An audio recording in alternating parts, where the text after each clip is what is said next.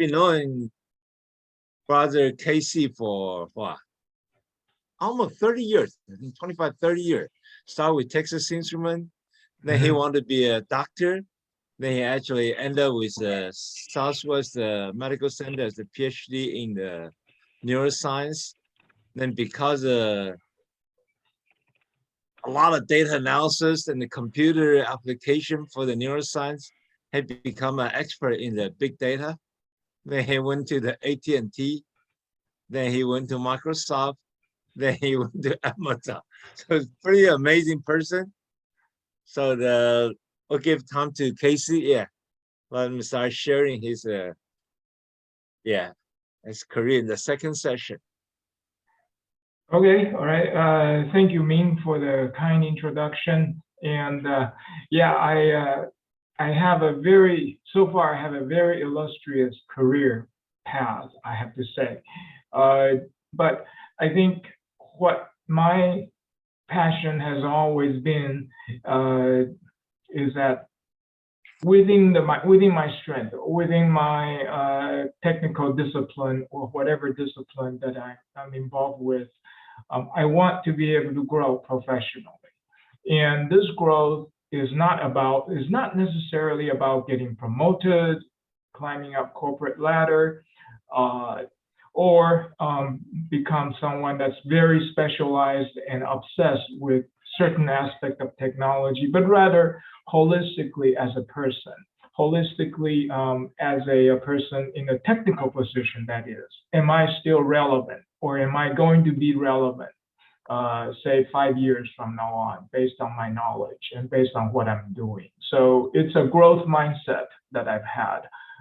So to some people, if you just look at my resume, it looks like job hopping a lot, but you have to kind of take a stock of yourself in terms of every time I change job or change my role, have I learned more about myself? Have I learned more in this industry? Have I become more valuable to the company or to the work that I'm doing? So that's how I see myself.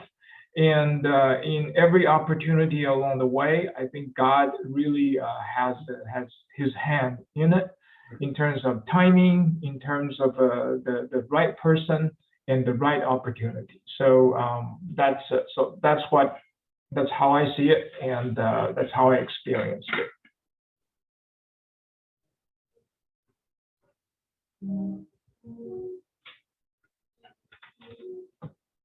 Okay, any questions? Any details that you'd like to ask? Go ahead and open up the forum, and I'll try to address it.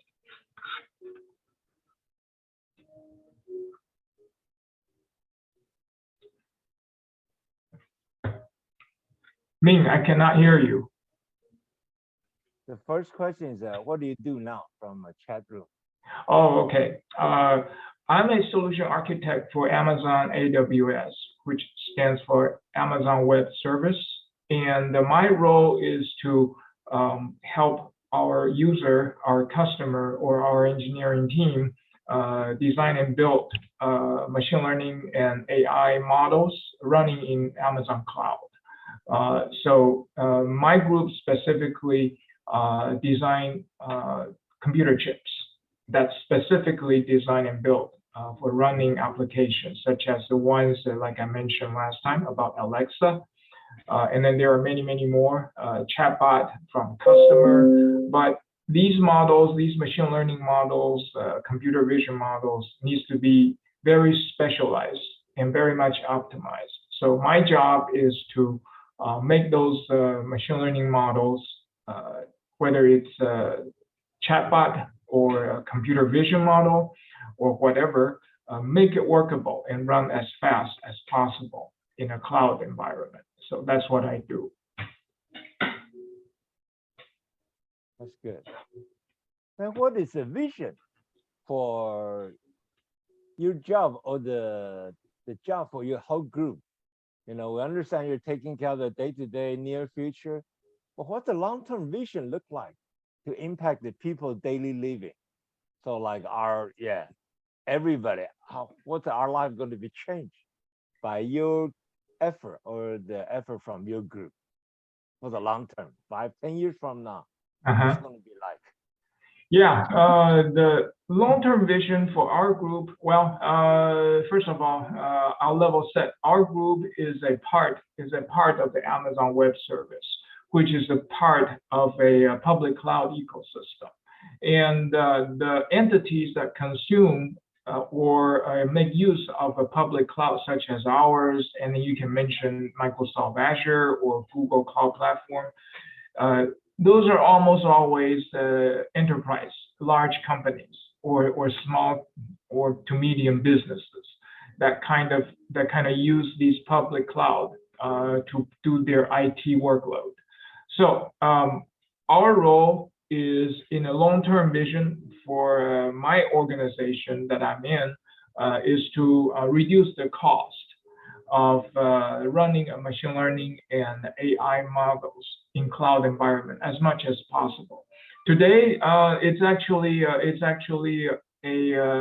not a trivial amount of budget for running a machine learning workload, such as Alexa, such as some kind of a computer vision model or any kind of automation model that you're talking about. The workloads in the cloud actually cost a significant amount of money for company. But comparing to a company having to own and maintain their own data center, cloud is supposed to be cost reduction strategy, as well as taking care of the maintenance and upgrade headache from the company. So that by itself is already transforming a lot of industries in terms of IT expenditure.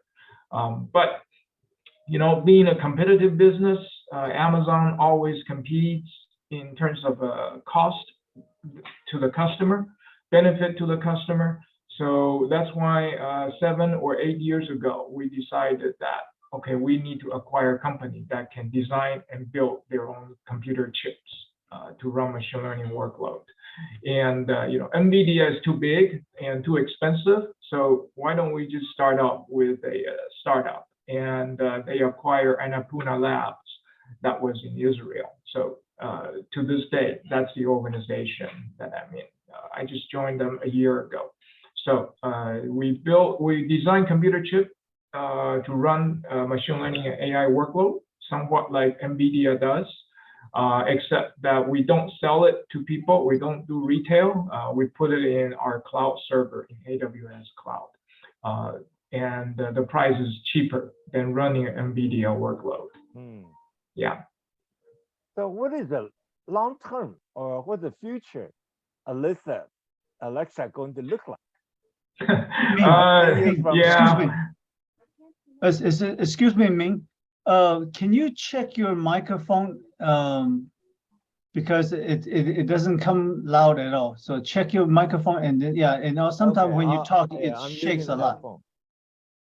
Okay, it should be better now. Much better, much better. Yeah. Okay. Yeah. It's better. Yeah.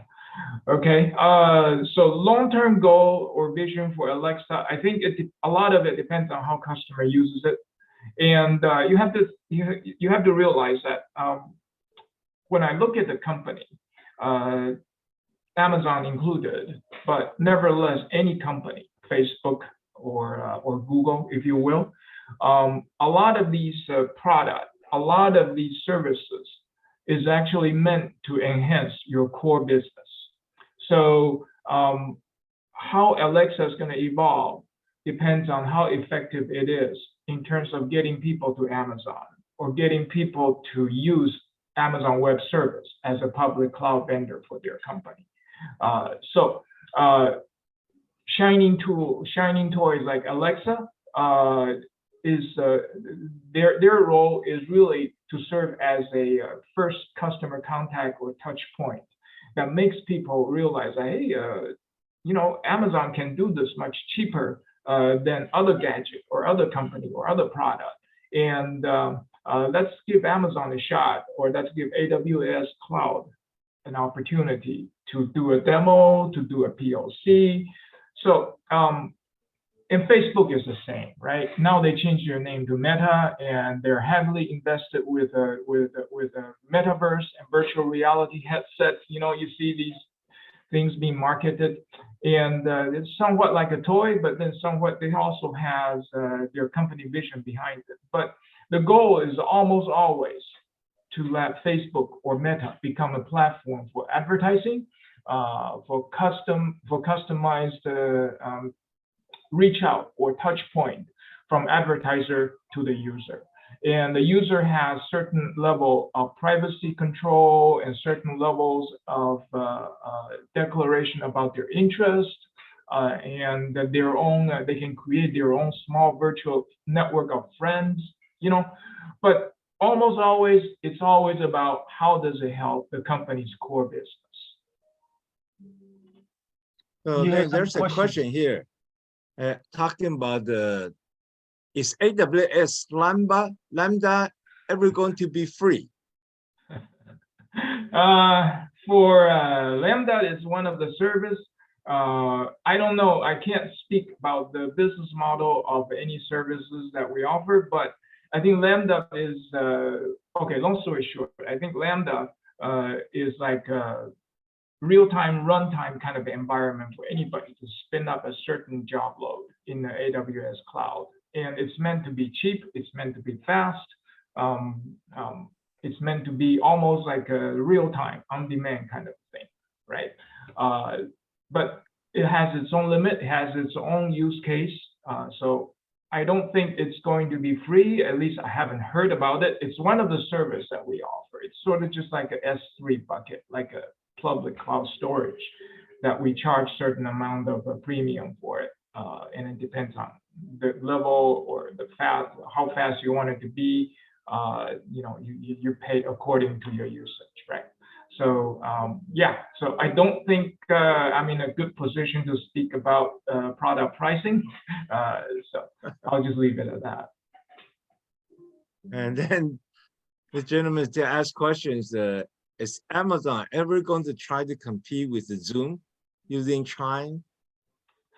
Well, Chime is one of the offerings that we have, and you know, I think every company has their own unique product that offers cater towards a certain industry or a certain market segment, right? And Chime is not an exception either.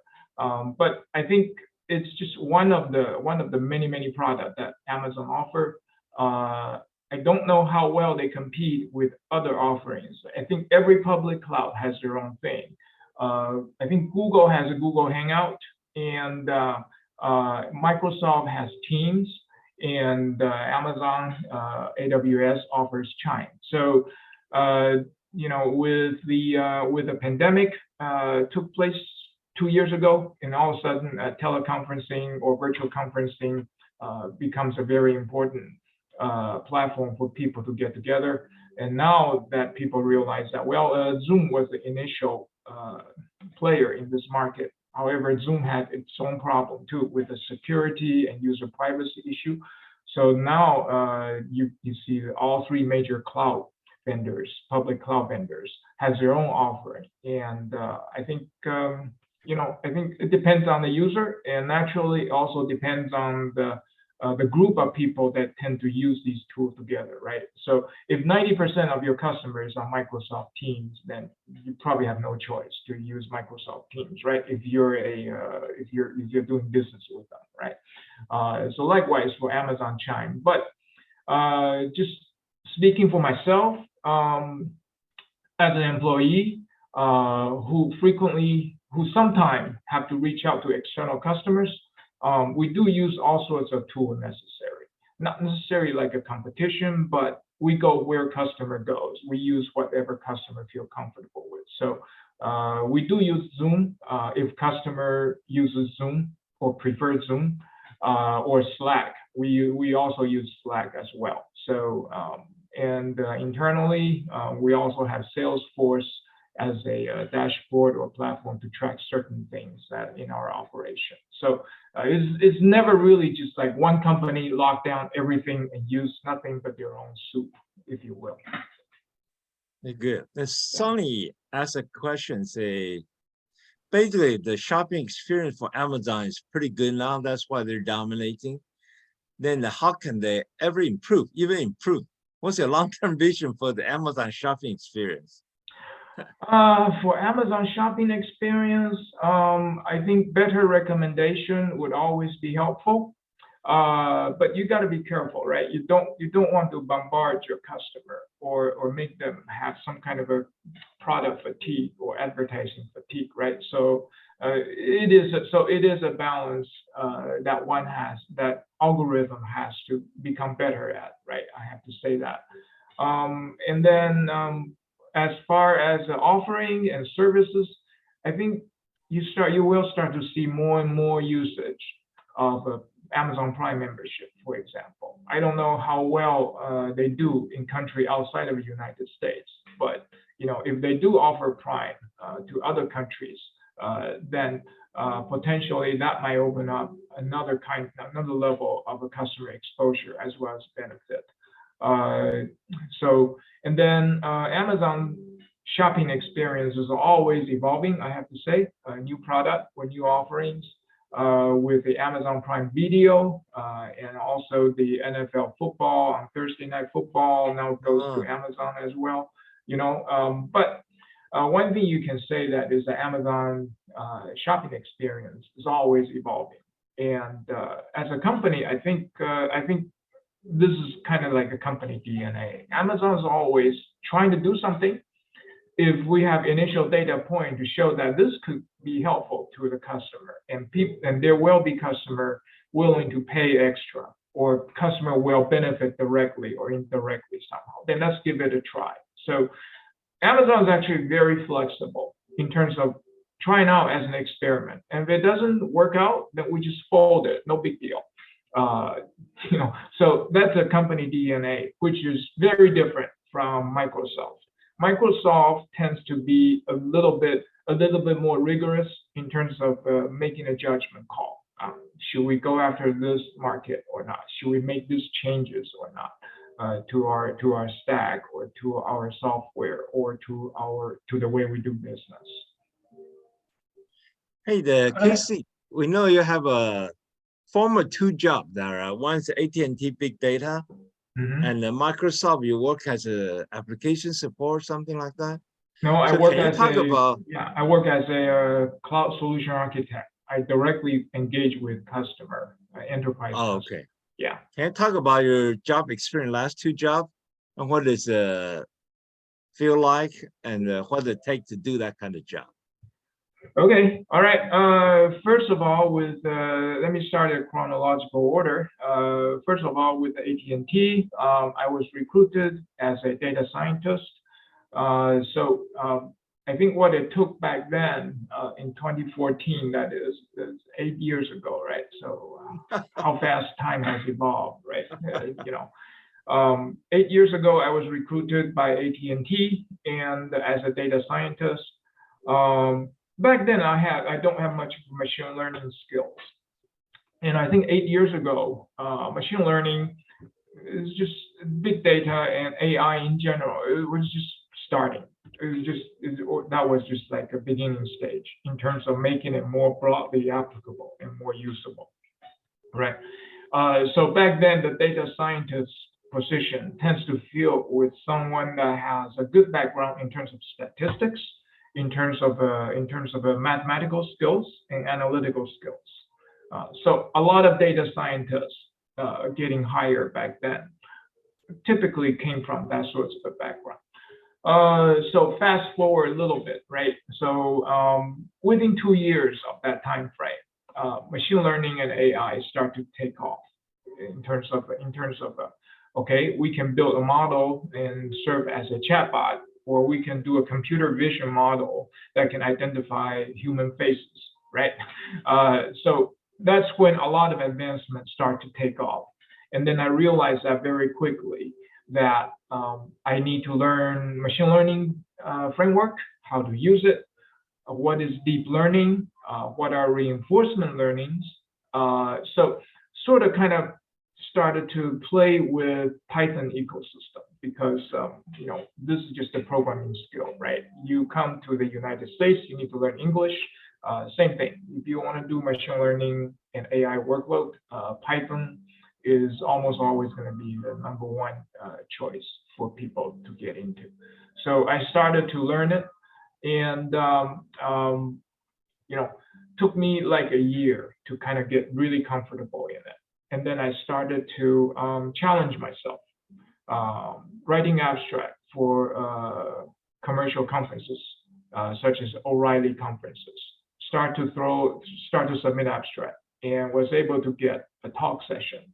So that kind of opens up the door for me to see, okay, what are the people like working in this field? So that's how I opened door for myself. You have to be brave enough to say that, okay, I'm gonna stick to this route, and I'm gonna learn this, and here's how I'm gonna see how strong or how weak I am by submitting an abstract, see if it gets accepted. By no means that's the only way to do it, but you do need to have some kind of a way to measure your own level, and whether you measure up to it or not, that's a different story. So you got to be really honest about where you are. So that's my endeavor, and what I learned during AT&T years. So I heard a lot of the data analyst job. Can you describe it to the other youth? What does a data analyst job do, and what kind of background does it take? For a data analyst job, as far as I know nowadays, I think usually it's tied to some kind of a financial department, for example, or some kind of a department that actually keeps the company metrics, such as user gain or user loss or user churn. But almost always, I think has more to do with accounting and finance than the pure machine learning and AI data science kind of play. So that is my understanding of it. Because if you look at, I've seen enough of their recruiting brochure or recruiting or job role descriptions. It just sounds a lot like it's tied to a finance department, or to a department that want to know how to allocate resources better. So it's not a pure machine learning or AI kind of a role or a department, but the job function is to serve something like a finance or budget allocation or resource allocation. So what kind of data they have? What they try to analyze? They would try to analyze either it's a primary data or it's a secondhand data, such as data you can get from a SQL database, if you will. So those are what we call a curated data. That means the data has already gone through the triage process. It's no longer like a raw kind of a JSON or whatever kind of a raw data structure, but it's put in a table. You have a table. Okay. That's good. Yeah. Could I ask you some little bit non-technical questions? You talked about your life. It seems like you're making career change. Mm-hmm. Do you plan your life, or do you have a, say, 5-year life plan or a 10-year life plan, or? Yeah, well, or I mean, we have a lot of young people here. Yeah. How would you tell them that to plan their life? Okay, to plan the life, I think I'm probably not the best person to answer this question, but what I have learned is that however you plan, the world and the situation around you tend to move much faster than you have planned. So you got to be flexible about it, and you have to be on guard about it. So you can have a 5-year plan, but I think the 3 companies, AT&T, Microsoft, and Amazon, none of which I've worked more than 5 years, right? So in that regard, I think you got to keep in mind your 5-year plan is about your job, company, or about what you do, or about where you want to grow. So my 5-year plan tend to be focused on something more abstract, rather than, okay, I want to stay in this company. In 5 years, I want to be in a director level or whatever, right? So for young people, just starting out to choose their career or start to work in their first job, I think the 5-year plan will probably be beneficial if you think about what you want to learn in 5 years, because nobody can tell you what the future is going to be like or what industry is going to be a trendy one 5 years from today. I don't think anybody can tell you that. The best data point we have is always about now and before, right? So you have to take a stock of yourself, and every year there's like the hottest major or hottest universities by ranking and so forth, or the hottest job market based on salaries in New York versus LA or versus Seattle and so forth, right? But I think almost always there hasn't been a lot of changes. New York is always seen as a financial capital. So you're talking about hedge fund, you're talking about banking. And how can IT support hedge fund or banking? All right. So that tend to be the theme for that particular city. Now, I'm just stating a very broad, big picture. And Silicon Valley in the Bay Area is about innovation. It's about trial and error. You see a lot of startup come and goes, but nevertheless, it's always about taking risk to the latest and greatest product or technology or service, right? And Seattle somewhat is like that.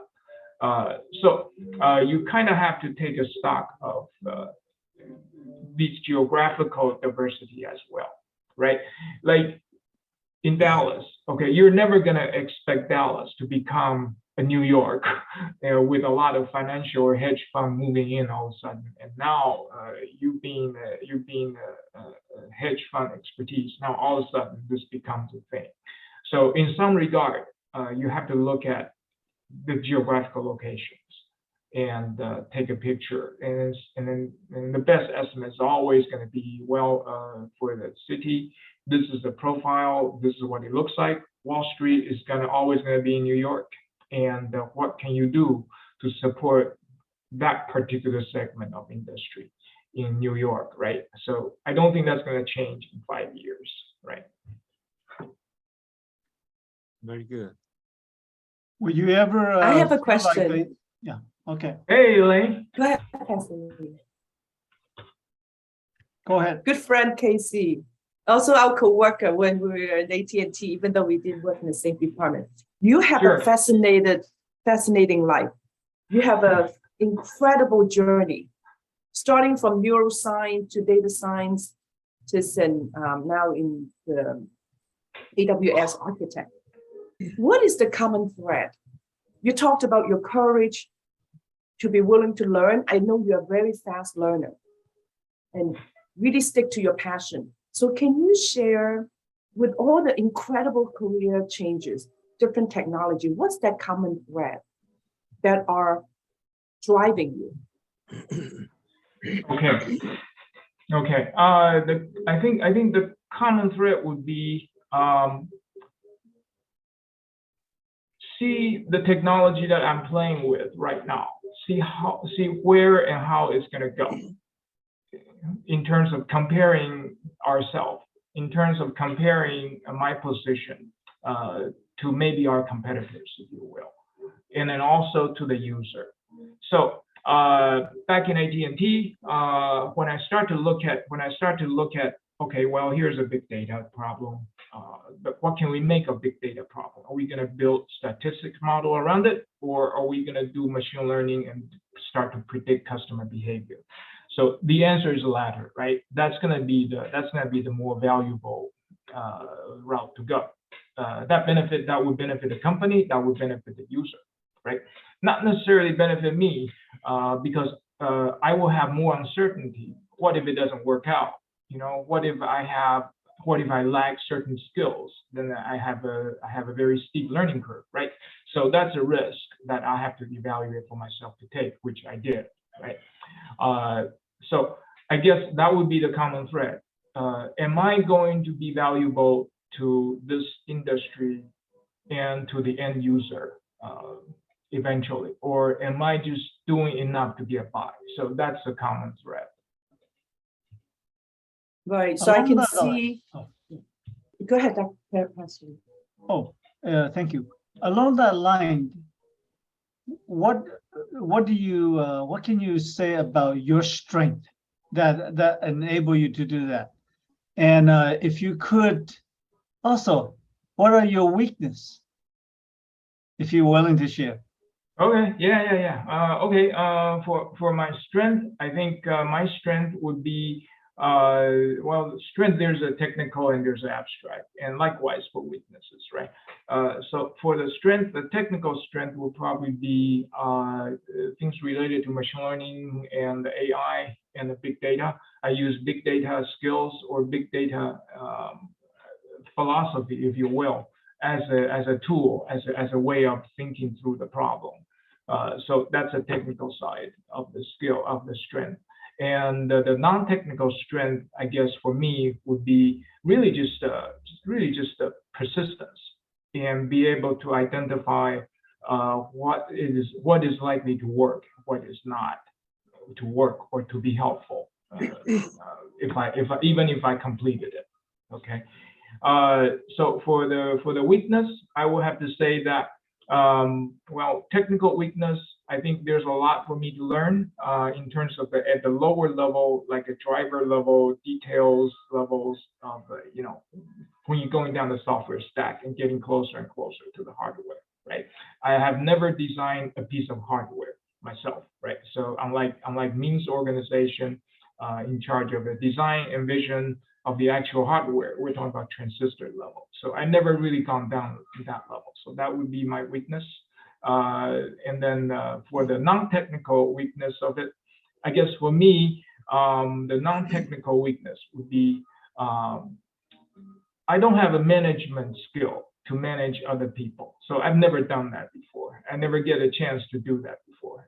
I've mentored a few college interns here and there, but to say management experience, do you have any management experience or leading a team? No, I don't have that. So that would be my weakness. Yeah. Thank you. Yeah, so I actually observed how Casey has very strong hard skill throughout your education, your different careers, that your hard skill, because you're a fast learner, you have very high IQ, and you're willing to take risk. And I think your passion is to solve problems using your hard skill. And then your soft skill, you have the courage and you have, I'm sure you have good teamwork and communication. We enjoy always listening to Casey's talks because he is very creative. So he has many good soft skills. And he did mention he's not as strong in management, perhaps because he's not put in that position. And yet he has a good leadership quality because he influenced other people, help them to be their best for the greater good, such as mentoring the young people. So that's really encouraging. So what would you say your Christian faith has helped you along the way of all these changes? How does God guide you every step? Yeah, that's a great question, and I'm glad that Elaine, that you led me into discussing God's leadership as well as God's influence on my life. So that's a very good segue. But I think that is a very unique and very personal experience too. So I cannot speak for everybody, but I can only speak for myself. I think with my personality and my circumstances and all the experience that I had, when God did something, when God intervenes something, it's always that God sees that, okay, you're not doing it right. So it's not like incrementally I pray to God, can I get this job? Can I get this raise or this bonus or so forth? So I never really asked God for that. And just at every moment, every turning point when I switch career or change roles, I look back, it is a very timely transition. And the timeliness can only be explained by having God on my side, or having God being the boss for my career path. And I think I don't take that for granted. Naturally, being part of the church ministry staff, volunteer for worship, volunteer for church support work and spiritual growth. That's definitely has always been part of my life. Even during the pandemic, right? We serve God in different ways using different tools. So that's what I do to keep myself as close as I can, and as consistently participated as I can in terms of a relationship with God. So yeah, so that would be my answer. Thank you. That is Yeah. so inspiring. We talked a lot about seeking God in 5 steps, and I can see that in your life. God's word, I'm sure as you read God's word, he gives you wisdom. God's spirit, as you make every decision, the spirit whispers to you and give you confirmation. God's people, God send people around you to give you advice, guidance, and share the journey, like how you are our God's people to the youth right now. That through you, God is speaking clearly what to move into. And then God's circumstances, right? He gives you the doors that open and education that you would take. And finally, you submit to God's sovereignty. Yeah, I can exactly. follow it. Yeah, exactly. And I think one thing that I've learned that is often overlooked, even by me, used to be overlooked by me, is what is your obsession? Okay, and to some people, their obsession is about the name of the company they work for, or the car they drive, or their job title, if you will. Okay, so those are, to some extent, those are really obsessions that really prevented you from further growth and a further challenge to yourself, right? So now, Elaine, I know you spent all your life in AT&T, and Ming, likewise, Ming in TI, and both of you are successful managers going up corporate ladders and become more and more influential and impactful to many, many more people as your career grows. But likewise, there are people opposite of that, and that is someone like me. I've always been an individual contributor, no matter where I go. So I'm very comfortable with that, and I have no problem with that. My mindset has always been that does what I do or what I'm investing in terms of my time and energy is going to help me grow. I've also seen people otherwise, that spend their entire career in the same role, in the same position. So if that's your calling, and if that's how you feel comfortable with, then by all means do it, right? But for me, if I have a feeling, or if I feel like I'm not learning anything, I'm not growing anymore in this role, then having another title, moving up corporate ladder, probably doesn't mean much to me. And in fact, that's why I left Microsoft, really. So yeah. I think I remember I keep telling everybody what the definition of success, okay? It's a fully utilize your talent to manifest God's glory and help the people experience God's kingdom, okay? Make this world better. So I've been working with Casey for like last 30 years. So I can see his journey is very serious about keep fully utilizing his talent, his potential. So he keeps thinking about it, and then God keep giving him the different passion. Okay, and then God would take care of the direction at the critical junction point. Okay, left or right, God will say left, God will say right. Like when the Casey was the engineer in Texas Instrument, then he had the passion, wanted to be in the medical field. So he wanted to be a medical doctor. They eventually become like a neuroscience and got a PhD there. And then during that process, he learned a computer. And then suddenly the big data become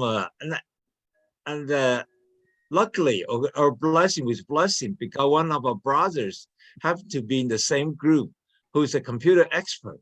So he holding the Casey's hand to learn all this big data. Okay, that brother actually become a professor in the big data in I think University of Missouri or somewhere. And then Casey become a big data scientist in AT&T. So once you step into the big data computer field, then suddenly the artificial intelligence, everything pan out. So I think you keep seeking and keep understanding you won't fully utilize your talent and the potential God give to you. It's very important. And never get satisfied. As long as you keep working for God, you keep serving God, God will keep giving you the direction and keep using you for his purpose. It's not for yourself. And the Casey definitely is not a selfish person, and is pure in heart, and definitely have a courage. So you talk to Casey, you know he's very humble, and to know never get contaminated by earthly value. You talk to him, you know he's just like talking to a kid. He just say, hey, I want to do this, I want to do that, I'm gonna work on this. You know, I never heard him talking about, I want to be flashy about this, be flashy about that, be fancy about this, get known about all the people. No, he never did that. Okay, that's why I think Casey is one of the few, very humble, very pure in heart, and God loved the people like that. Okay, pure in heart is very important. And then he keeps serving the youth ministry, you know, very persistently. I think that's another pretty amazing, impressive things. Yeah, very good example, I think, for everybody. Role model. Yeah. So Casey, tell us, the young people, what kind of car do you drive? A Porsche or a Corvette? Neither. Neither. Neither. Yeah. No, I drive. No. I drive BMW. Yeah.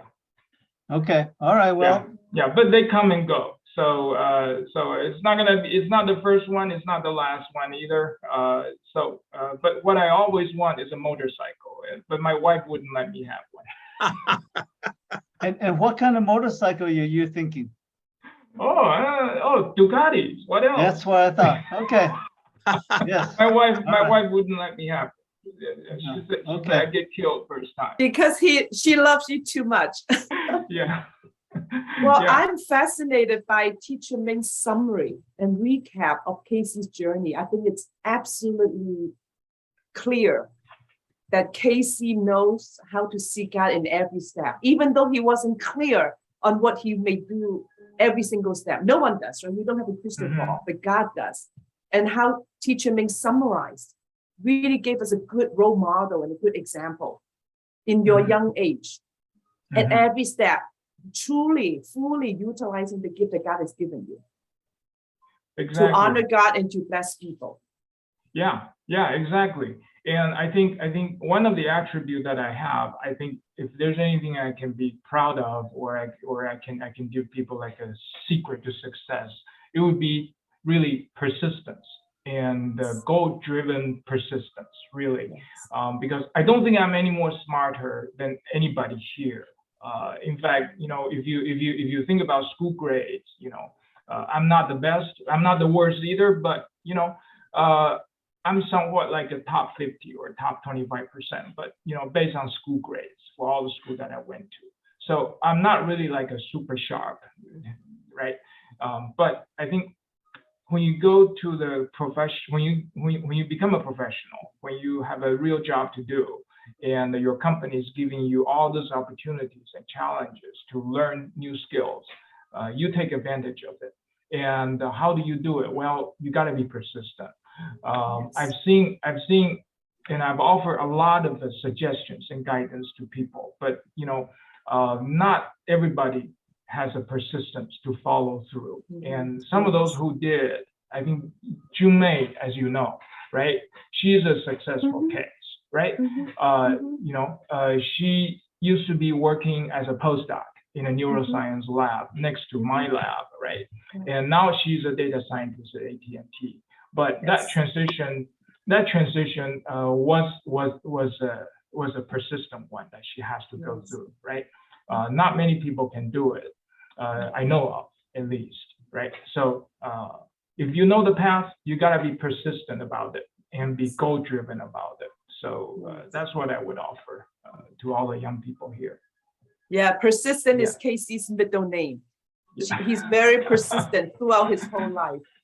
And I talk about a 5P model, and I can see that in your life. You know your purpose to glorify God and bless people using your talent to solve problems.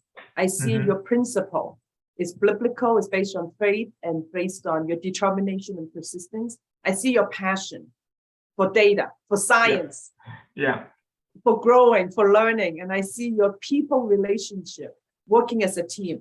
No one can do on your own, even though you're individual contributor. I know you work with a team, both in the church, in your family, and at work. And then finally, your performance. Your performance has been stellar, because that's why companies seek after you. So congratulations and praise God. Thank you.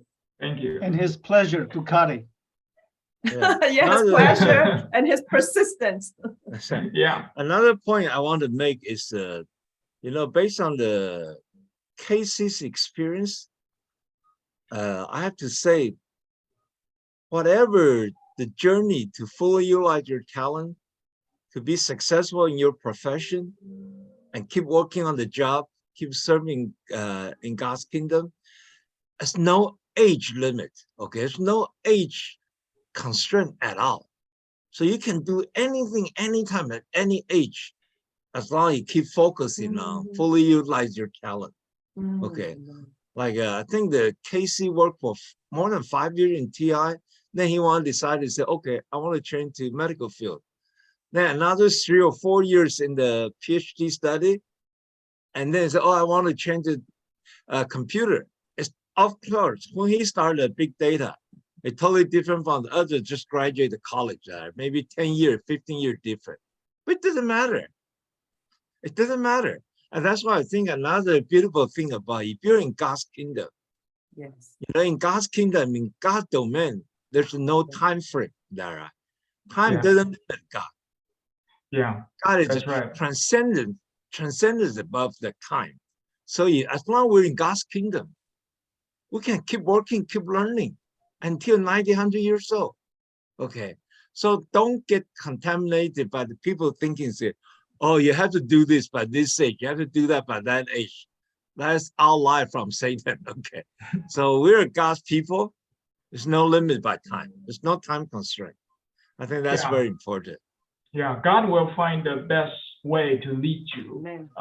So depend on your background, depend on your strength and weakness sometimes, right? God wants to develop you into certain models or into certain kind of a servant. So God's gonna work on your weakness. So you gotta just be a part of God's kingdom, like Min said. And then God will open a door for you. I have no idea big data is going to be there, once I get out of the PhD program, right? And then once I got into big data, I have no idea that public cloud companies can start calling me to be a part of their team, right? So I think a lot of this is really just, when you learn something and develop your skills and grow, you gotta be really pure about it. Like, I want to learn this because I think this is where I think this is where people's gonna live their life or interact with one another. So I need to learn this, and I'm gonna focus on this, and I'm gonna be persistent, right? So always have the end user or your end goal in mind, rather than, okay, I want to work for Google. Okay, now I want to work for Facebook, right? So that's really job hopping, right? Yes. So we see that you really did your best, and God will bless you with the rest. Final question for me. I know we're running over time, but we can always talk for so long with Casey. What is your greatest challenge in these few decades? What was most difficult for you, and how you grew from it? The most difficult for me is actually to foresee what's going to happen in terms of my field. Okay, being a technology field, how is the technology going to evolve? What's the one that has more potential than the other, right? So I think from a technical challenge perspective, having the right vision and see where things tends to go, I think that requires extraordinary talent and insight, right? So that's what makes someone like a visionary like Elon Musk or Jeff Bezos back in their days when Jeff Bezos first started Amazon as a bookstore, right? That's why those people are unique, very unique, and they're really hard to find, right? So that would be my challenge. And how do I overcome it? Well, I overcome it by just leaving it to God and do my part and leave the rest to God, really. If the best what I can think of, like 5 years from now on, people are going to be needing this kind of technology and using it for this purpose, with my small head and my limited intelligence, I can think of it, okay, then I invest my time and resources into it. And I'll leave it to God, and God's going to put me in the right place to utilize me. Very good. Yeah, I think the Thank bottom line you. is faith in God, faith in God, faith in God. Amen. Okay, your life will be just perfect. Yeah. So the Okay, homework so- this week would be to ask yourself, how can you put your faith in God the way that Casey has shared with us these 2 weeks? Your homework is to reflect on a past, present, or planning for the future. One thing that you want to learn to have more faith in God. Could you do that? And then you can email your homework by replying to the email that you get from our coworker. That's a homework. Okay. So the teacher Elaine is tough. She want to give you homework. Yes. I will try Yes, to I say no received homework. many 5P homework. Yes. Okay. So anyways, it's your own effort, to do some thinking and to think about what you learned from Casey's Yes. experience. And hopefully you can get encouraged, inspired, okay, by his experience.